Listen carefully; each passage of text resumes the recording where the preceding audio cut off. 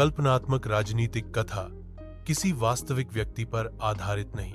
भारत की राजनीति में एक समय ऐसा आया जब देश की सबसे बड़ी पार्टी भारतीय जन विकास संघ, कल्पना कीजिए, सत्ता के शिखर पर थी।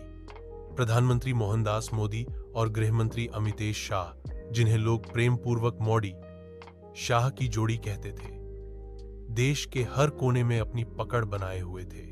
लेकिन इस सत्ता के बीच एक और नेता था, गोविंद यादव, जिन्हें सब गोई कहकर बुलाते थे। गोई जन विकास संघ का एक मजबूत स्तंभ थे।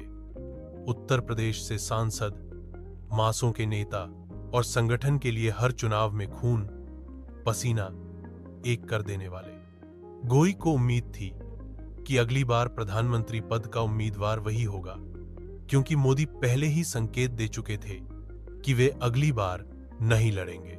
मोदी ने एक रात पार्टी की कोर कमेटी में कहा, अब समय है नए नेतृत्व को मौका देने का।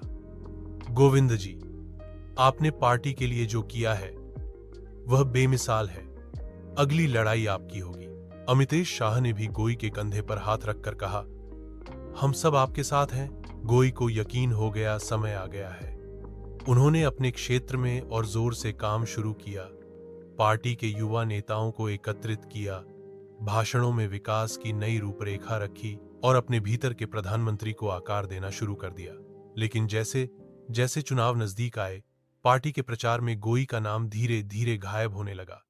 पोस्टरों में फिर से मोदी जी की तस्वीरें आने लगीं और अमितेश शाह देश भर में घूम घूमकर लोगों को बता रहे थे कि देश को एक बार फिर मोदी की जरूरत है।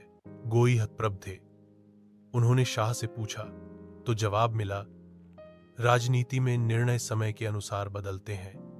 देश की जनता अभी भी मोदी को चाहती है। गोई को झटका लगा। उन्होंने विरोध दर्ज कराया, लेकिन पार्टी के मंच उनके लिए बंद कर दिए गए।